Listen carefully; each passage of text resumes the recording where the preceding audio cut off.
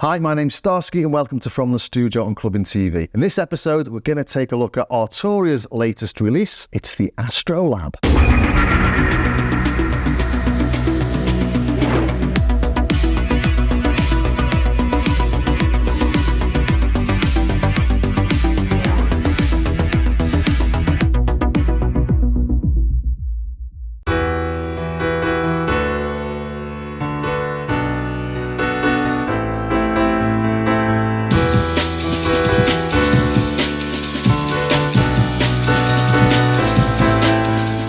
And what we have here is a player's keyboard packed with over 1,500 tones from Arturia's V collection and pigments, as well as their augmented series covering just about everything you could need for a live performance.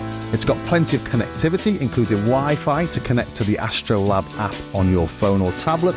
It's got USB for connecting to your laptop. That's only MIDI data, not audio. It's also got a Bluetooth interface so you can play your phone through your big speakers, and it's got 5-pin MIDI and 4 pedal inputs, as well as a USB stick socket for uploading your tones. And finally, on the back, we've got the power connector, and this has got this screw thing so you don't lose your power connection in the middle of a gig. And this has been a really interesting release to watch and to be part of. Arturia sent out a load of reviewers the synth to review on the day of release. I was one of those. My video was a little bit late though because I was spending too long playing with it and enjoying it rather than editing the video like I should have. But it was quite contentious actually, because a lot of people would have preferred it to be a lot more editable and have a lot more knobs and sliders on the front panel. Whereas we've got this little controller which you sort of select and click, and they'd have liked a lot more editing facilities on board. As it is, you have limited editing capabilities via this. This is Analog Lab V from Arturia. You can see this little blue bit up here in the top right. That means it's connected to the hardware, but we can see from this the amount of instruments that we've got inside the hardware, or at least access to the presets from these. So if we go into one of these instruments, these are all the presets we've got for the ARP 2600. And if you've got the 2600 or the license for the 2600, you can edit the actual synth itself from this, but you do need the license. And I think that's what people have been complaining about. They think you should actually get the license with it. But because I've got the licenses for the V collection and pigments, I can edit everything I like in there. So I'm not quite sure what it's limited to. I know you can edit the effects, but if you're editing the macros and you want to change some of the parameters in there, I think you might need the V collection and pigments to do that. As I say, because I've got it, I can do it. But when I do it, I have to save it as a preset in the computer first and then load it into the synth. So it's not quite as slick as perhaps you'd like it to be.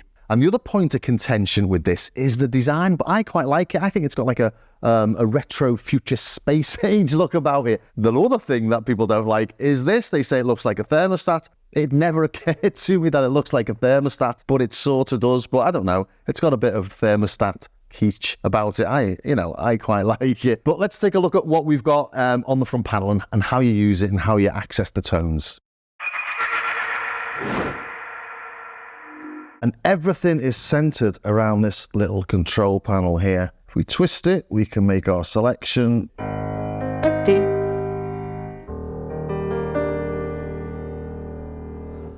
if we go back, shift and back takes us back to the home page, and you can see our main selections we've got here. So there's your settings, playlists, sound banks, presets that are liked, artist presets and instruments. If we go into the types actually, just to start off really, and we'll look at pianos because we started there. And if you just look at this, there are literally hundreds and hundreds of pianos in here.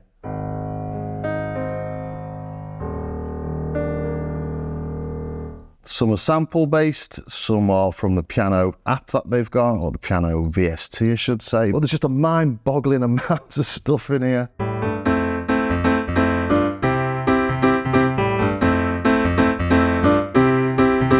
So if you want pianos, you've got plenty of them in here. Like I say, I think it really is a player's keyboard. There's some really nice ones I found in here. This is beautiful, this one.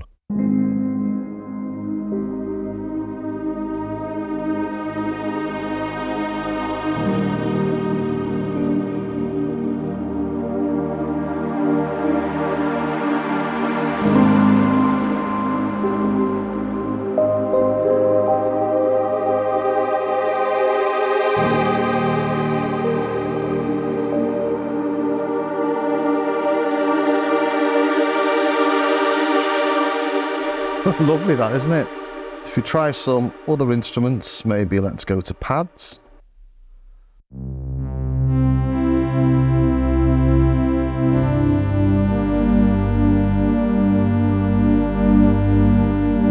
And what's nice is you do get a little image of the synth that you're using. So I don't know if the camera's picking this up because it's quite difficult to see when it's sunny, but that's a CS80. That synth will cost you probably about £60,000. This one here has got a synclavier and a Fairlight.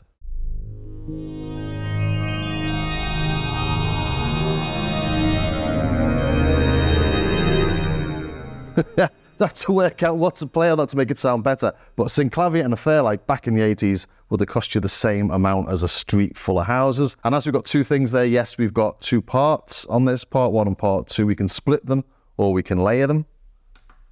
So you can see we've got the settings for the parts there. And just looking through these pads again, hundreds and hundreds and hundreds of them. So the one thing or the one issue that you'd have with this perhaps is just the amount of sounds in here, because we've got 1,500 in this as it stands, but there's another 7,000 or something in Analog Lab that you can use. So you wouldn't want to load this with all 7,000s, although it can take about 1 million apparently.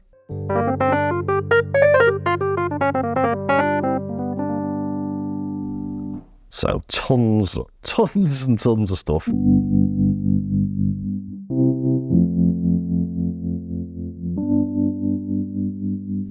Let's find some other sort of tones, shall we? Let's find some bass.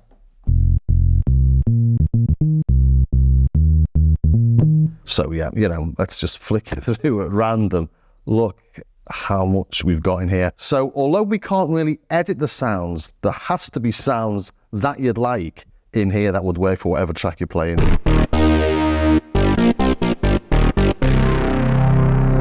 And that's when you go and you put those sounds into sound banks or playlists. So in here I've got a Starsky synthwave sound bank I've created. But if you go into the playlists, you've then got different songs you can put in those playlists. So in this song I've just got one.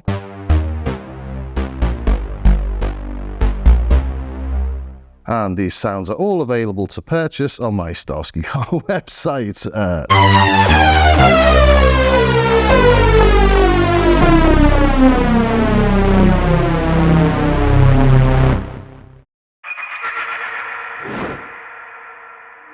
Other ways we can look for sounds is in these really cool things called the artists' sound banks.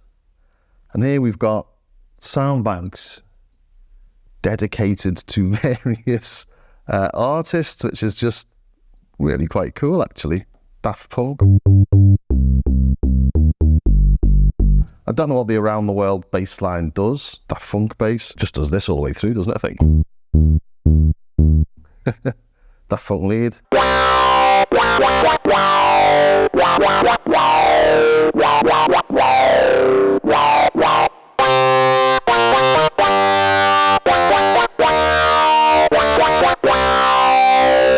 Not in the right key, but that's the sound of it. Get Lucky lead. I don't know the lead on that, but yeah, don't know what that actually does in real life. One more time, Morgan.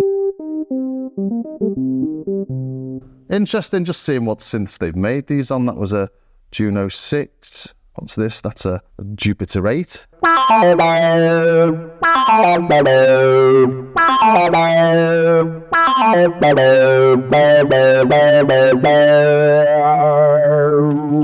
And just, as I say, loads of little artists' patches. Hungry Like the Wolf, Duran Duran.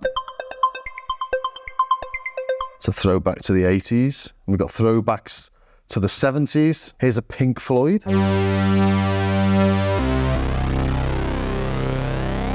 And that looks like it's a synthy. Again, that would cost you £12,000. I know it's not the same, but...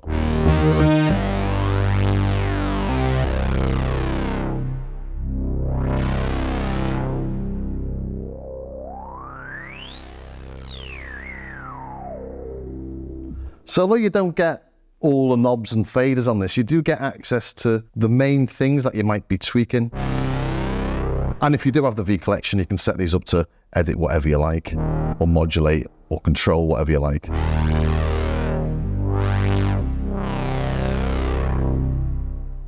fact, we do go all the way back to the 60s here because there are Beatles presets. What have we got on the Beatles? Let It Be organ, pop it up an octave.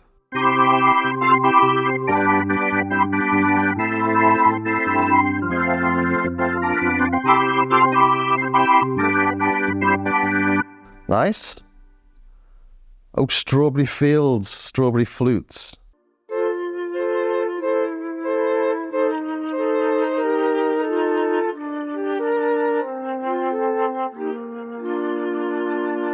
Quality sounds. Well, I think this is a really bold move from Arturia.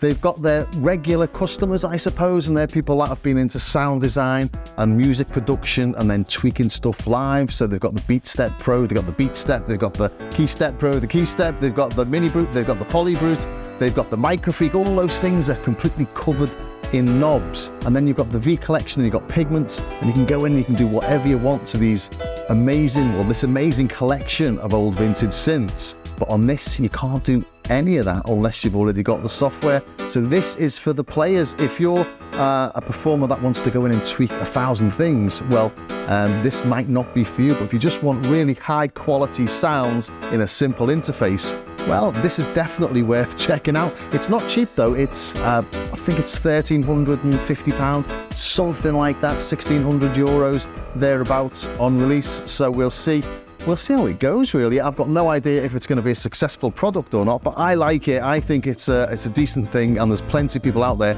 that don't want to go in and edit sounds to the nth degree. So this is definitely for those. Whether there's enough of them to make it a successful product, we'll see. Anyway, I hope you enjoyed that, and if you did, don't forget you can catch it whenever you like on our Clubbing TV official YouTube channel on the From the Studio playlist. And I've also got a couple of videos featuring this on my Starsky Car YouTube channel. Anyway, I'll see you in the next episode of From the Studio.